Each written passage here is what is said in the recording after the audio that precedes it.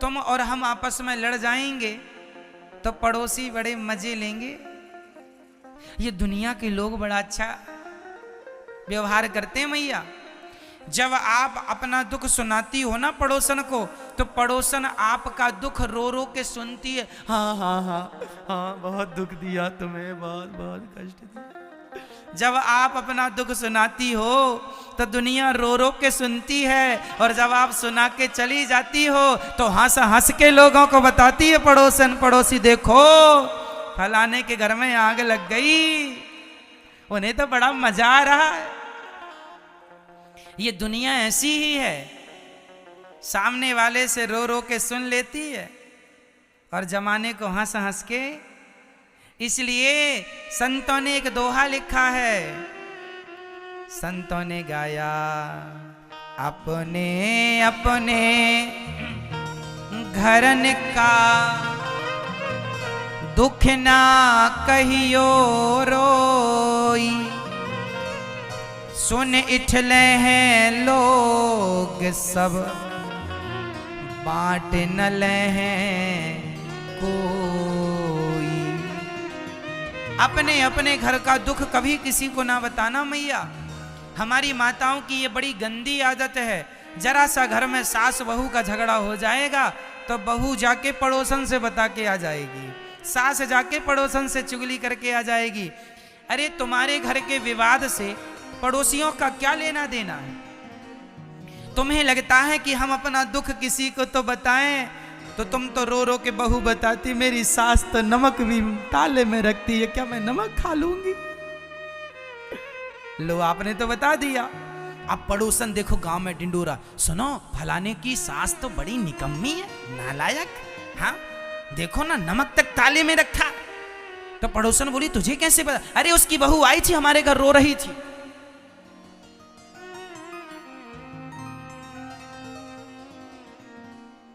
कह रही थी कि नमक तक ताले में रखा है बुढ़िया ने, मैं नमक खा जाऊंगी। ये दुनिया के लोग तुम्हारे सामने तुम्हारी तरह बन के सुन लेते हैं सब, और तुम्हारे जाने के बाद गांव में नगर में डिंडोरा पीटते हैं, सुनो जी आग लग गई फलाने के घर में।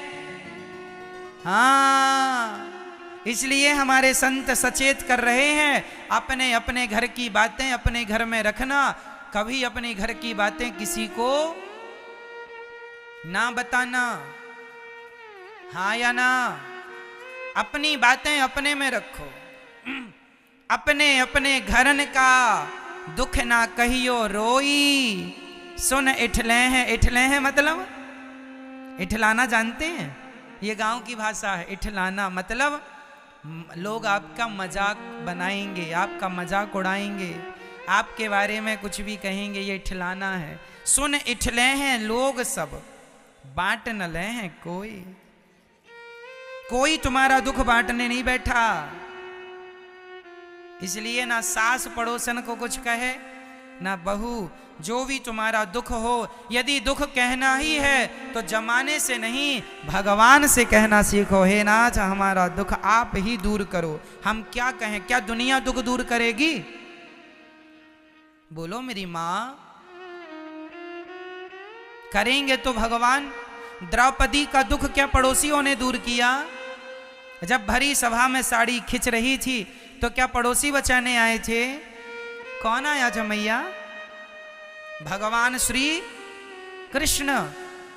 हाँ, तो वही बचाते हैं, तो उन्हीं को बुलाया जाए और किसी को बुलाने की जरूरत नहीं।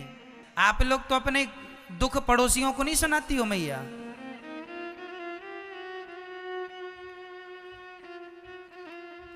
अच्छा, पड़ोसियों को तो ठीक है, रिश्तेदारों को भी ना सुनाया करो।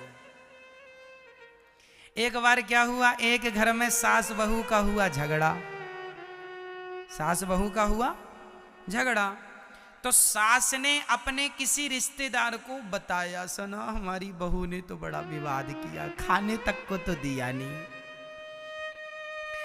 तो उसने कह दिया अपने रिश्तेदार से, क्योंकि हमने बोला था पड़ोसियों को ना कहना। तो मैया बोली चलो महाराज जी ने रोका है तो पड़ोसियों को नहीं बताते, तो उसने रिश्तेदार को बता दिया। अच्छा, रिश्तेदार जो थे वो रिश्तेदारों ने तो सास की बात सुन ली और वही रिश्तेदार बहू से भी मिले थे। तो फिर वो रिश्तेदारों ने बहू को फोन लगाया, अरे सुनो तुम्हारी सास का फोन आया था। अच्छा सास आसपास तो नहीं है? नहीं नहीं कोई नहीं, बताओ। हाँ, अकेले में बात करना? हाँ हाँ अकेले ही है। तुम्हारी सास का फोन आया रहा, तुम खाना ना नहीं देती हो? अरे बुढ़िया को दिया तो सब था, खाती नहीं है, खाती नहीं है।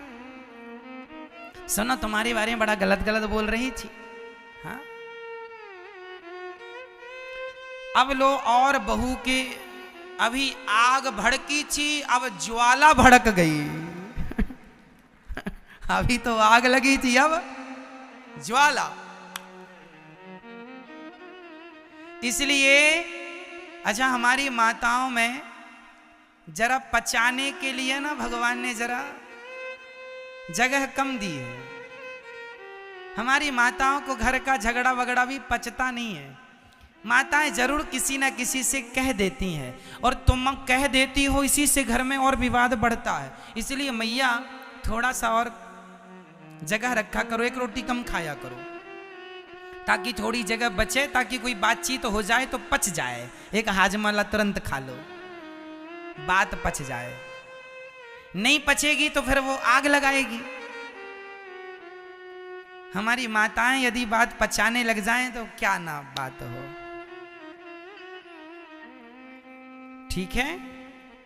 एक स्त्री थी, उस स्त्री का पति, उसका विवाह हुआ, पति के साथ बहुत प्रसन्न रहती थी। एक पत्नी बहुत पतिव्रता थी, अपने पति को भगवान मानकर सेवा करती थी, पति के पांव धोती थी, पति के चरण दबाती थी, पति की आज्ञा ईश्वर की आज्ञा की तरह मानती थी। एक दिन क्या हुआ कि उसके पति को ना कोढ़ का रोग होने लग गया। कोढ़ जानती हो मैया? कोढ़ का रोग ऐसा होता है, कोढ़ दो प्रकार का होता है।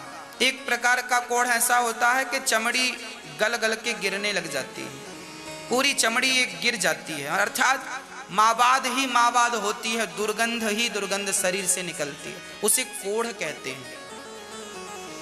भयंकर से भयंकर जो पापी होता है उसे ये बीमारी, ये कर्म दंड होते हैं। बीमारियां भी कर्म दंड हैं, याद रखना। उस आदमी को कोढ़ का रोग हो गया, सारी चमड़ी गल गल के गिरने लगी, पर पत्नी बड़ी पतिव्रता थी। उसके पति से उसे कोई नफरत नहीं, नहीं कोई सामान्य स्त्री ऐसे पति को छोड़ के मायके चली जाए। ठीक हो जाना तो फोन लगा देना। पर वो नहीं गई, अपने पति को नहलाती, वो खटिया पे मलमूत्र करता तो मलमूत्र साफ करती, उसे नहलाती, कपड़े से पोंछती, समय से भोजन कराती और बड़ी प्रसन्न चित्त से भगवत चिंतन करती, पति को भगवान जानकर सेवा में लगी रहती। एक दिन उसका पति बाहर बैठा था, धूप का आनंद ले रहा था, सर्दियों का मौसम था, कि वहां से एक वैश्या सज धज करके सामने की गली से निकली, उसके घर के सामने से। उस वैश्या को जब इसने देखा तो ये उस वैश्या पर लट्टू हो गया, उस वैश्या पर मोहित हो गया, उसकी सुंदरता पर, उसके स्वरूप पर मोहित हो गया। और अब उदास, अब सोचा मैं तो पांव हाथ काम कर नहीं रहे हैं, ये वैश्या मुझे कैसे प्राप्त होगी। अब वो उदास हुआ तो पत्नी ने पूछा, स्वामी जी क्या बात है, आज आप उदास बहुत हैं, क्या हुआ आपको? तो उसके पति ने कहा, तुम तो पतिव्रता हो, पर क्या बताऊं, आज मेरे मन को पता नहीं क्या हुआ, आज वो फलानी वैश्या वहां से निकली तो मेरा मन उसके साथ चला गया, मैं एक बार उससे मिलना चाहता हूं। अब पति की इच्छा है कि उसे वैश्या से मिलना है और कह रहा है तुम कुछ करो कि वो मिल जाए। पत्नी से कह रहा है, अब जरा विचार करो, आपका पति आपसे कहे कि हमें वैश्या से मिलाओ तो आप क्या कहोगे? पर वो कहती है ठीक है, मैं कोशिश करती हूं। ये पद्म पुराण की चर्चा है, बहुत धीर वीर गंभीर होकर सुनिएगा। उस स्त्री ने कहा मैं प्रयास करती हूं। वो वैश्या के घर सवेरे 4 बजे जाती। ये पतिव्रता स्त्री, कोढ़ी की पत्नी पतिव्रता, ये जाती और वैश्या के झाड़ू पोंछा बर्तन करके आ जाती। वैश्या ने देखा कि मेरे घर का झाड़ू पोंछा कौन करता। एक दिन उसने ताड़ लिया मतलब देख लिया, अरे आपके तो चर्चे हैं, बड़ी पतिव्रता हो, बड़ी तपस्वी औरत हो, और आप मुझ वैश्या, मुझे जानती हो कि मैं राजा के दरबार में नाचती हूं, और मुझ जैसी तुच्छ सी स्त्री के घर का आप चौका बर्तन कर रही हो। बहन क्यों पाप में डाल रही हो, क्या बात है, हमें बताओ। तब उस पतिव्रता स्त्री ने वैश्या से कहा, बहन परसों के दिन तुम निकली तो तुम्हें देखकर हमारे पति मोहित हो गए। एक बार हमारे पति तुमसे मिलना चाहते हैं, भेंट करना चाहते हैं, एक बार तो आप उनसे मिल लो। वैश्या समझ गई कि वो किस उद्देश्य से मिलना चाहता है। वैश्या तो वैश्या है, बोली ठीक है, आप कह रही हो आपका पति कोढ़ी है, उसके शरीर से दुर्गंध निकलती है, पर आप पतिव्रता हो तो मैं आपकी बात काटूंगी नहीं। आप आज रात को 9 बजे अपने पति को मेरे घर लेके आ जाना। ठीक है, आप अपने पति को मेरे घर भेज देना, ऐसा वैश्या ने कहा। ठीक है, अब वो पति के पास गई और बोली आज 9 बजे आप चले जाइएगा, उसने आपको बुलाया है, मैंने बात कर ली है। अब ये कोढ़ी आदमी बड़ा प्रसन्न हुआ, आज तो जाएंगे जाएंगे जाएंगे। पर जैसी घर से निकला, पत्थर में पांव टकराया और गिरा तो पांव में मोच आ गई। अब पांव में मोच आई तो चल ना पाया। अब लगा रोने, लो आज बुलाया था और पांव में आज ही मोच आनी थी, आज मैं जा नहीं पाया। लगा रोने, और पत्नी ने देखा मेरा पति रो रहा है, तो उसने कहा कोई बात नहीं, आपके पांव में मोच आ गई है, मैं आपको लेकर चलती हूं। कैसे लेकर जाओगी, हमसे तो चला नहीं जाता। पत्नी ने कहा कोई बात नहीं, आप मेरे कंधे पर बैठ जाओ। पत्नी बैठ गई और अपने पति को अपने कंधे पर बिठा लिया, और कंधे पर बिठाकर वो गांव के अंदर से नहीं गई, गांव के बाहर जंगल के रास्ते से गई, क्योंकि पति को कंधे पर बिठाकर ले जाती तो लोग पूछते कहां जा रही हो, ये थोड़ी बताते वैश्या के घर जा रहे हैं, पति की बदनामी होती। तो वो जंगल के रास्ते से गई। अब विचार करो, दृश्य देखो कि एक पत्नी अपने पति को अपने कंधे पर बिठाकर वैश्या के घर जा रही है, जंगल के रास्ते से चली। अच्छा, उस जंगल में एक दूसरी घटना घट गई। उस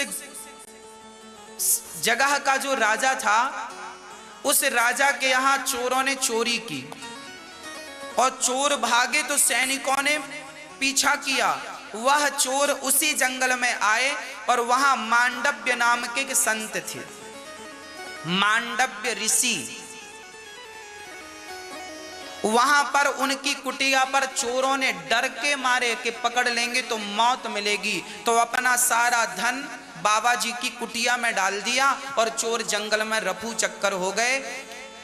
राजा के सैनिकों ने देखा कि बाबा की कुटिया में धन पड़ा है, तो सैनिकों को लगा ये बाबा ढोंगी है, इसने ही चोरी की है और अब समाधि में बैठा है, जबकि वो बाबा बड़े असली जंगल में तपस्या कर रहे थे। तो उन सैनिकों ने सूल गाड़ दिया। सूल जानते हैं, लोहे का एक पैना पैना सा नुकीला होता है, उसे जमीन पे गाड़ दिया और महात्मा जी को उस सूल पर बिठा दिया। तब वो सूल महात्मा को नीचे से चुभता हुआ सिर से निकल गया।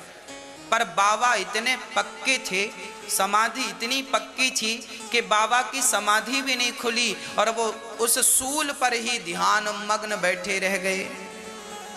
अच्छा, ये घटना तो पहले हो गई, चोर लोग भाग गए और राजा के सिपाही भी चले गए और बाबा सूल पर लटके रहे। अब ये पत्नी अपने कोढ़ी पति को कंधे पर बिठा कर ले जा रही थी, तो महात्मा के पास से, अच्छा इसे दिखाई पड़ा नहीं, रात का समय था, महात्मा के पास से निकली तो इसके पति का सिर महात्मा के पांव से टकरा गया। भाई महात्मा जी सूल पर लटके हैं तो पांव स्वाभाविक है लटक रहे होंगे, तो इसका सिर ये भी कंधे पर है, तो इसका सिर अर्थात कोढ़ी का सिर बाबा जी के पांव से टकराया तो बाबा जी की समाधि खुल गई। अब बाबा जी ने श्राप दे दिया, अरे मूर्ख, जिसने मेरी समाधि खोली है सूर्य उदय होते ही वह मर जाएगा। जा तू मर जा, तूने मेरी समाधि भंग की है, सूर्य उदय होते ही मर जाएगा। अब ये कोढ़ी लगा रोने, हे भगवान पहले पांव मोचा और अब बाबा ने श्राप दे दिया। उसका सपना ही रह गया। अब लगा जोर जोर से रोने, मैं तो मर गया। हे महाराज जी, महात्मा जी क्षमा करो। अब पतिव्रता नारी कंधे पे बिठाई, पत्नी बोली मरना सवेरे है, अभी कहो तो ले चलो। बोला काहे को ले चलो, उतारो हमें, उतारो, अब तो मरेंगे हम। लगा रोने जोर जोर से। तो पतिव्रता नारी बोली आप रोइए मत, महात्मा जी ने कहा है कि सूर्य उदय होगा तब आप मरेंगे। तो मैं कहती हूं कि सूर्य उदय ही नहीं होगा। पद्म पुराण में लिखा है उस स्त्री ने संकल्प किया कि हे विधाता, यदि मैं सच्ची पतिव्रता हूं और मैंने आज तक स्वप्न में अपने पति के सिवा पर पुरुष का मैंने स्वप्न में भी स्पर्श ना किया हो, स्मरण ना किया हो, तो जब तक मैं ना कहूं सूर्य भगवान आप निकलना मत। पद्म पुराण में लिखा है 48 घंटे हो गए, सूर्य का पता नहीं था। 72 घंटे, 100 घंटे, अर्थात 1 सप्ताह, 2 सप्ताह, एक हाहाकार मच गई पृथ्वी लोक में, सूर्य भगवान का पता नहीं। देवता गए, प्रभु बताओ क्या करें। भगवान ब्रह्मा, विष्णु और महेश तीनों प्रकट हो गए। देवी आपने क्या किया है, आपने अपने तप के बल से सूर्य की गति रोक डाली, आप ऐसा खिलवाड़ ना करो प्रकृति से। उसने कहा कोई बात नहीं, यदि मेरे पति सूर्य की किरण पड़ते ही मर जाएंगे तो ऐसे सूर्य की मुझे जरूरत ही नहीं, मैं अपने पति को मरा हुआ देखना नहीं चाहती। समझाया बहुत पर नहीं मानी। तब अनसुईया माता आई। अनसुईया माता ने कहा बेटी तू सूर्य को आने दे, मैं तेरे पति को जीवन दान दूंगी। सूर्य भगवान आए, पहली किरण पड़ी, संत का श्राप था, वो आदमी मर गया। पर अनसुईया मां ने फिर हाथ में जल लेकर कहा हे विधाता, मैं पतिव्रता हूं तो इसका पति जीवित हो जाए। एक पतिव्रता ने सूर्य की गति रोक दी तो दूसरी पतिव्रता ने मरे हुए को जीवित कर दिया। ये पतिव्रता नारी की शक्ति है। अनसुईया मां की कृपा से उसका कोढ़ का रोग ठीक हो गया। उसकी बुद्धि में भी जो कोढ़ हो गया था, बुद्धि विचलित हो गई थी, उसकी बुद्धि निर्मल हुई। विमान आया, पति तो नरक जाता, कर्म ऐसे थे उसके, पर पतिव्रता नारी के मिलने से दोनों भगवान के निज धाम को चले गए। पत्नी के कारण पति की सदगति हो गई। ये पद्म पुराण का वर्णन है, चर्चा है। अब इस कथा से क्या शिक्षा मिली? इस कथा से शिक्षा यही मिली कि पति का किया हुआ पति भोगेगा, आपका किया हुआ आप भोगना। अब पति नालायक है, पति व्यभिचारी है, बहुत सारी स्त्रियों का संग करता है, तो इसका मतलब ये तो नहीं कि पति अब ऐसा करता है तो स्त्री बोले मैं भी ऐसी करूंगी, तो ये तो हिसाब कोई ठीक लगा नहीं हमें। पति दुराचारी है, व्यभिचारी है, तो पत्नी तो व्यभिचारी ना हो। और पत्नी व्यभिचारी है तो पति कहे कि तू ऐसी है तो मैं भी ऐसा, ना। वो जैसी है वो उसके संस्कार है, वो जैसा है वो उसका संस्कार है, उसके कारण अपने संस्कार काहे बिगाड़ते हो?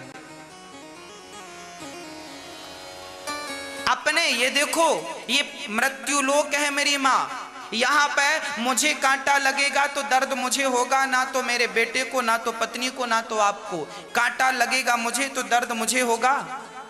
इस संसार में जो जैसा करता है उसे वैसा भरना पड़ता है। पति का किया उसको मिलेगा, पत्नी, हाँ पत्नी पतिव्रता है तो अपने पति को, पति नालायक से नालायक भी हो पर पत्नी पतिव्रता है तो पत्नी पतिव्रता के बल पर अपने पति को भगवत प्राप्ति करा सकती है। ये स्त्री की शक्ति है। स्त्री ऐसी है कि वो चाहे तो ब्रह्मा और विष्णु और महेश तीनों को अपने सामने खड़ा कर सकती है। माता अनुसुईया ने तीनों को बेटा बनाया कि नहीं? छोटा सा बच्चा बना के अपना दूध पिलाया। केवल पतिव्रता नारी ही ब्रह्मा विष्णु महेश को गोद में खिला सकती है, नहीं किसी बड़े से बड़े तपस्वी में ताकत नहीं है। इसलिए स्त्री सबसे श्रेष्ठ है। कब? जब वो पतिव्रता हो तब। आप किसी शुभ काम के लिए जा रहे हैं और आपके सामने कोई पतिव्रता स्त्री आ जाए, मांग में सिंदूर हो, गले पे मंगलसूत्र हो, पांव में महावर हो, हाथ में चूड़ियां हो, 16 श्रृंगार किए हुए कोई पतिव्रता स्त्री आ जाए और आप कोई काम करने जा रहे हैं तो आपका उस स्त्री का दर्शन करने मात्र से आपको उस काम में सफलता मिलेगी जिस काम के लिए जा रहे हैं। ये शुभ सगुन माना जाता है। स्त्री शुभ सगुन मानी जाती है। पतिव्रता नारी बहुत श्रेष्ठ मानी जाती है। जैसे तपस्वी ब्राह्मण, तपस्वी साधु, उसी प्रकार पतिव्रता नारी। इसलिए नारी अपने धर्म का निर्वहन करे, पति की सेवा करे, पति कैसा भी हो। और पतियों का धर्म क्या है? पतियों का धर्म है यत्र नार्यस्तु पूज्यन्ते रमन्ते तत्र देवता तत्रैतास्तु न पूज्यन्ते सर्वास्तत्रा फला क्रिया।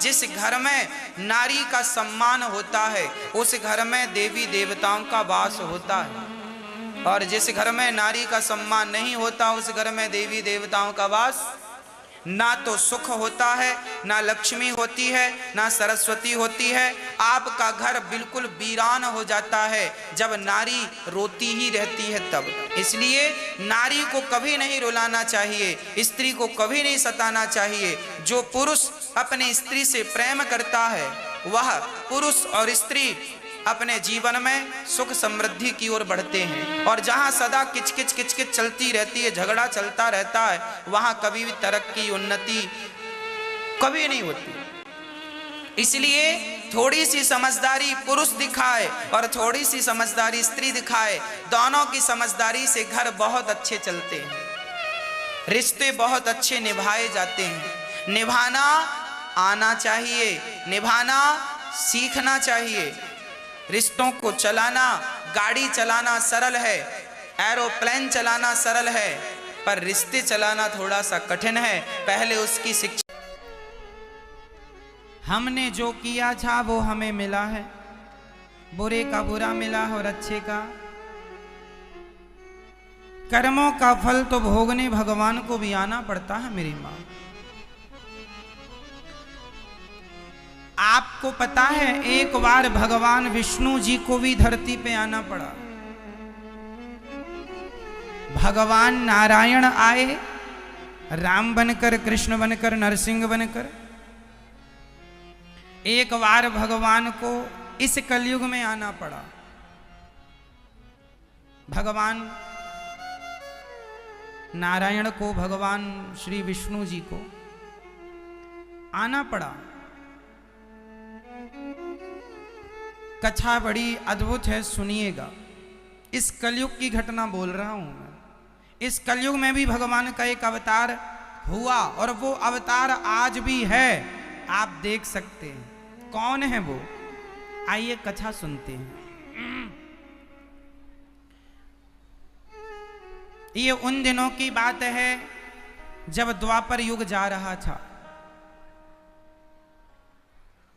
द्वापर युग जा रहा था, कलयुग आ रहा था। इस कलयुग में पहली पूजा हम किसकी करें, कलयुग के लोग ये डिसाइड नहीं कर पा रहे थे कि पहली पूजा हम ब्रह्मा जी की करें कि शिव जी की करें कि भगवान नारायण की करें। ब्रह्मा की करें, विष्णु की करें, शिव की करें, पहली पूजा किसकी करें?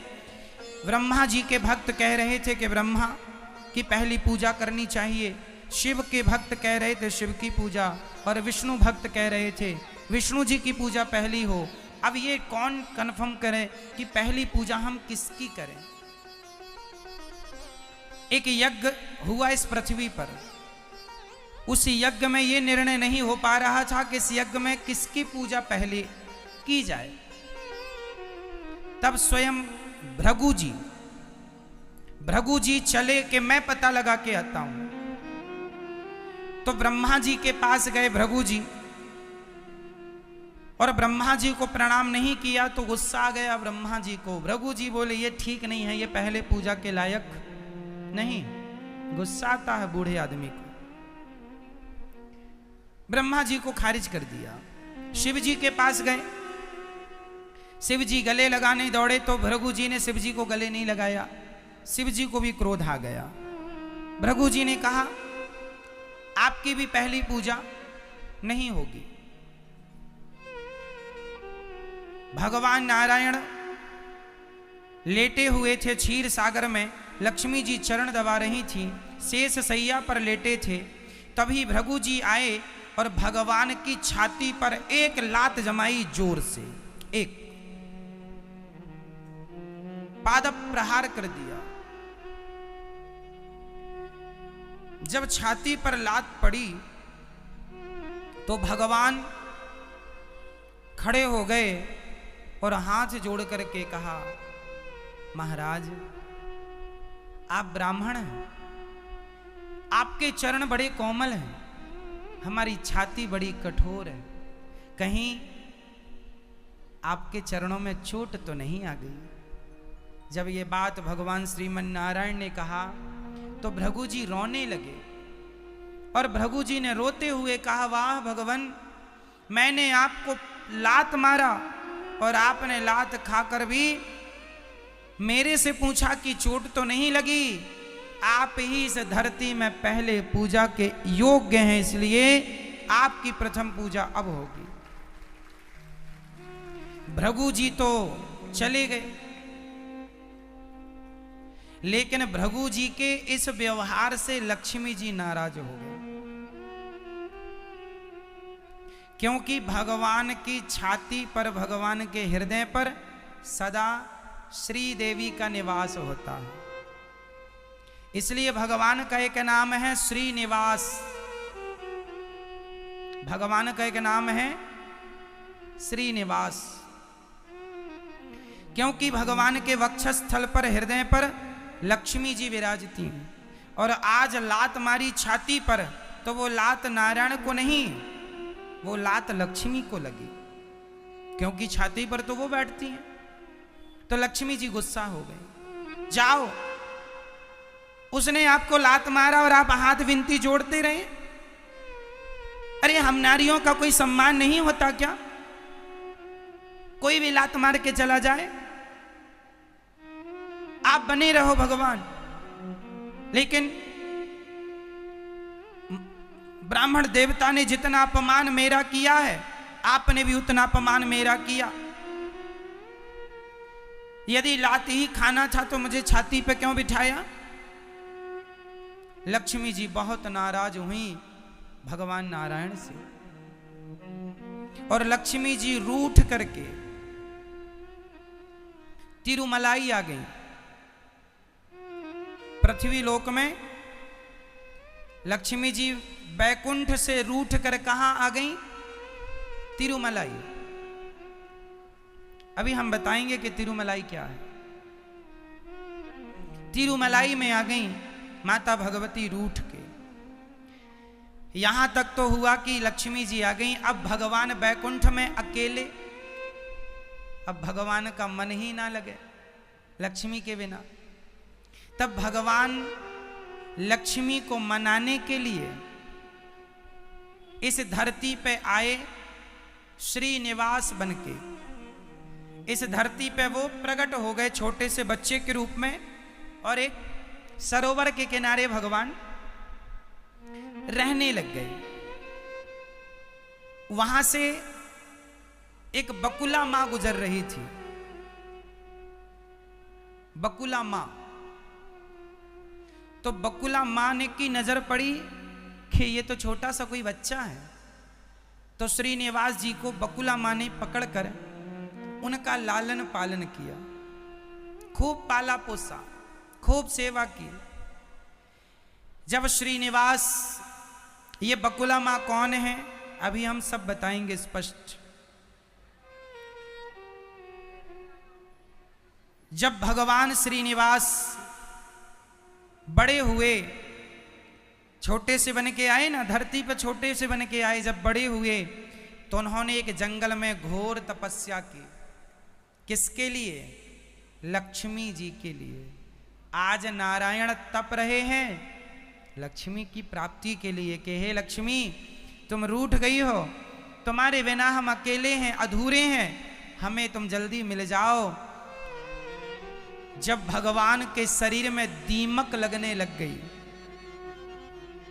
तब ब्रह्मा और शिव लक्ष्मी जी के पास गए और बोले, माँ आपकी याद में भगवान श्रीनिवास बन के आए हैं और वो घोर तपस्या कर रहे हैं, उन्हें दर्शन दो ना माँ, उन्हें मिल जाओ ना, उन्हें माफ कर दो। पर माँ लक्ष्मी को ना जाने क्या हुआ, ना मैं माफ नहीं करूंगी। माफ नहीं किया माँ भगवती ने, और भगवान तपस्या करते रहे। तो लक्ष्मी जी ने कहा, आप दोनों गाय बन के जाओ और जहां वो तपस्या कर रहे हैं उनके मुंह में दूध की धारा बहा दिया करो, तो उन्हें खाने पीने को कुछ मिलेगा। तो ब्रह्मा और शिव गाय बन के, एक राजा थे, उस राजा के चरवाहा वहीं गाय ले जाता था, तो ब्रह्मा और शिव गाय बन के भगवान के ऊपर अभिषेक करते थे। दूध की धार गैया बहाती थी, क्योंकि वहां श्रीनिवास तपस्या कर रहे थे और वो एक दीमक की तरह हो गए थे। मतलब ये नहीं लग रहा था कि हाँ कोई इंसान है, दीमक पर गाय अपना दूध छोड़ती थी। तो गौशाला में जब वो गाय जाएं तो उनके कोई दूध ना निकले, क्योंकि वो पूरा दूध तो श्रीनिवास जी को बहा के आए। तो चरवाहे को लगा कि ये दूध कहाँ जाता है। तो एक दिन जंगल में उसने गौर किया कि दूध कहाँ, तो उसने देख लिया कि ये दोनों गाय यहाँ पर अपना दूध बहाती हैं। तो उस चरवाहे ने उस जगह पर जहां पर वो दूध गिराती थी गाय, उस जगह पर कुल्हाड़ी मारी। तो भगवान श्रीनिवास के सिर पे कुल्हाड़ी लगी और भगवान की जो लंबी लंबी जटाएं हो चुकी थी, उस कुल्हाड़ी से भगवान का कि वो सारी जटाएं कट गईं। जटाएं कुल्हाड़ी से कट गईं। जब जटाएं कटी तो भगवान की तपस्या भंग हो गई। भगवान ने, वो चरवाहा दौड़ा दौड़ा राजा के पास गया, राजा को लेके आया, राजा चरणों में गिरे, महाराज अपराध हो गया, आप कौन हैं? भगवान ने कहा, मैं श्रीनिवास हूं। अच्छा महाराज, अपराध क्षमा हो करो, कृपा करो। भगवान दयालु, कोई बात नहीं, तुमने अपराध किया, कोई बात नहीं। छोटा मोटा दंड देके भगवान ने, वो अपनी मां के पास आ गए। भगवान ने ये कह दिया था कि राजन, अब तुम मरने वाले हो, अगला जन्म तुम्हारा होगा, तो तुम्हारी बेटी होगी पद्मावती, उस पद्मावती का विवाह तुम मुझसे करना।